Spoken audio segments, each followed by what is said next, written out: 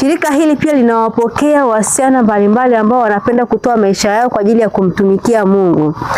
Na hawa ambao wanahitajika katika kumtumikia Mungu katika shirika hili ni wawe wamehitimu kidato cha 4 au cha 6, lakini pia elimu ya chuo tunawapokea. Pia kigezo cha miaka ni kuanzia miaka 18 hadi 25. Lakini pia shirika hili linawapokea wale wasichana ambao kweli wanapenda kuyatoa maisha yao kabisa kwa Kristo katika kumtumikia kwa njia hii ya kitawa.